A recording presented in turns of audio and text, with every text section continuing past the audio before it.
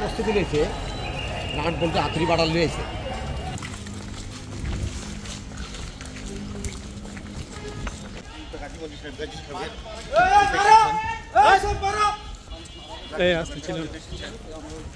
এই বিপর্যয়কর অবস্থা এখানে দেখার জন্য এই প্রতিষ্ঠানটিকে যেভাবে আগুন জ্বলছে এটা কোনোভাবে গ্রহণযোগ্য না।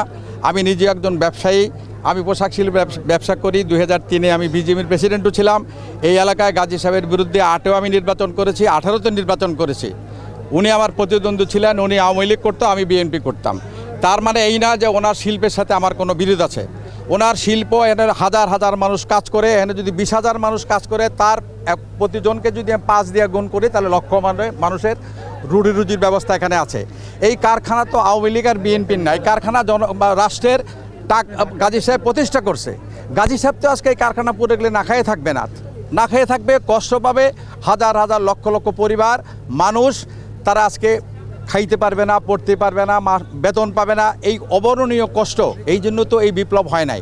বিপ্লব হয়েছে এই দেশে একটা সংস্কারের জন্য, গণতান্ত্রিক শাসন ব্যবস্থা কায়েম করার জন্য, দেশে শান্তি প্রতিষ্ঠার জন্য। কিন্তু এইভাবে একটা শিল্প প্রতিষ্ঠা আগুন দিয়ে ধ্বংস করে এখানে তো শিল্পে কোনো শান্তি আনা যাবে না। উৎপাদন ব্যাহত হবে, অর্থনীতি ভঙ্গুর হবে, অর্থনীতি আরও খারাপ হবে। সুতরাং এই অগ্নিকাণ্ড আমি কোনোভাবেই সমর্থন করি না। গাজী সাহেব যদি অন্যায় করে থাকে, উনি গ্রেপ্তার হয়েছেন, দেশে আইন আছে, প্রচলিত আইনে ওনার বিচার হবে, উনি দোষী হলে ওনার সাজা হবে। কিন্তু ওনার কারখানা পুরে তো ওনাকে সাজা দেওয়ার কোনো দরকার নাই। আমি আজকে আপনাদের কাছে স্পষ্ট করে বলতে চাই, এখানে কোনো রাজনৈতিক নেতাকর্মী এই লুটপাটের সাথে, অগ্নিসংযোগের সাথে আমাদের কোনো নেতাকর্মী জড়িত না। এখানে বহিরাগত কিছু লোক, যারা স্থানীয় প্রশাসনের কাছে আবেদন জানাবো, আপনারা এই লুটপাট অবিলম্বে বন্ধ করে যেটুকুই কারখানা অবশিষ্ট আছে সেটুকু রক্ষা করা যায়। আমাদের পক্ষ থেকে রাজনৈতিক কর্মী হিসাবে যতটুকু এটাকে রক্ষা করার জন্য যেই উদ্যোগ, যেই ব্যবস্থা নেওয়া দরকার, সেই সাপোর্ট আমরা দিব।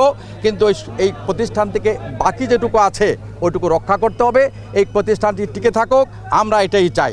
কিন্তু আইনগতভাবে, বিধিসম্মতভাবে গাজী সাহেবের যদি কোনো অন্যায় থাকে, ওনার নামে মামলা হয়েছে, আইনগতভাবে সব ব্যবস্থা রাষ্ট্র নেবে, সরকার নেবে, এই ব্যাপারে তো আমাদের কিছু বলার নাই। কিন্তু এই প্রতিষ্ঠান ধ্বংস হবে, লুট হবে, এই লুট আমরা কোনোভাবেই সমর্থন করি না।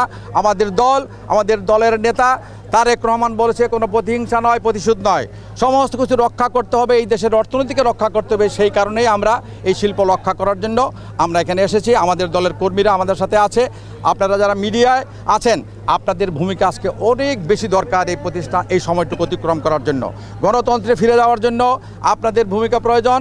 আপনাদের এই ছবি যদি আজকে আপনারা প্রকাশ করেন, এই ছবিটা কিন্তু আন্তর্জাতিক বা বিদেশিদের কাছে যাবে। সেই ছবিতে তো লেখা থাকবে না গাজী সাহেবের অন্যায়ের কথা, শুধু লেখা দেখবে মানুষ একটা কারখানা পুড়ে ছাই হয়ে যাচ্ছে। এরা কিন্তু সারা পৃথিবীর কাছে একটা খারাপ মেসেজ যাবে। তার মানে এখানে শিল্প কলকারখানা নিরাপদ নয়, শ্রমিকদের জীবন নিরাপদ নয়। তাহলে কিন্তু এখানে কোনো অর্ডার আসবে না, ব্যবসা হবে না, সব কিছু বন্ধ হবে, শ্রমিকরা বেকার হবে। এই অবস্থা আমরা কোনোভাবেই চাই না। এই অবস্থার অবসান চাই। এই অবস্থায় যা আমাদের পক্ষ থেকে স্থানীয় হিসাবে আমি কাজী মনির আপনাদের কথা দিচ্ছি, এখানে যখন আপনারা যেইভাবে চাইবেন, আমি গাজী সাহেবের এই শিল্প রক্ষা করার জন্য আমরা চেষ্টা করব। যখন ওনাকে জেলখানায় নারায়ণগঞ্জে নিয়ে যায়, তখন কিন্তু এই এলাকার দায়িত্বপ্রাপ্ত যিনি মেজর, উনি ছিলেন ডিসির রুমে, আমি ছিলাম ডিসি সাহেবের সাথে আমরা মিটিং করতেছিলাম। ওই সময় গাজী সাহেবকে নারায়ণগঞ্জ জেলখানায় নিয়ে যাওয়া হয়। তখন বাইরে হইচই শুনে আমি গেলাম, তারপর আমি দেখলাম যে শুনলাম যে গাজী সাহেবকে নিয়ে গেছে। আনন্দ মিছিল ওনার বিরুদ্ধে রাজনৈতিকভাবে হতে পারে, ওনার বিরুদ্ধে তো ওনার কারখানার আনন্দ মিছিল করে লুট করার জন্য তো কেউ আসতে পারে না। আমি আপনারা 100% নিশ্চিত করতেছি, আমাদের দলীয় কোনো লোক এই লুটপাটের সাথে সম্পৃক্ত নয়, কোনোভাবেই নয়। এটা আনন্দ মিছিল হইতেই পারে, সারা বাংলাদেশে এরকম হয়েছে তো। সালমান রহমান সাহেবকে গ্রেপ্তারের পরে ওনাকে কোর্টে নেওয়ার পরে ডিম মারছে, জুতো মারছে, সেটা ভিন্ন ইস্যু।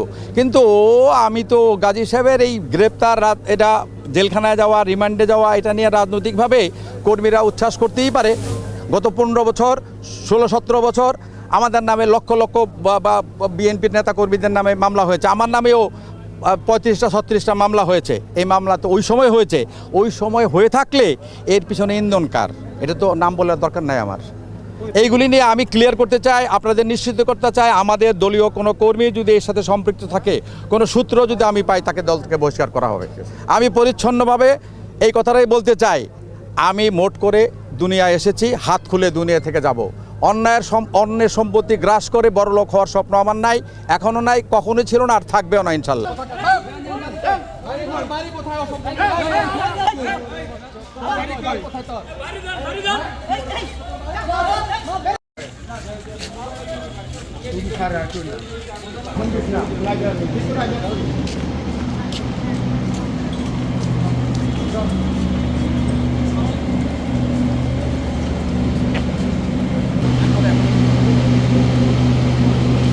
এই ভাই পিছা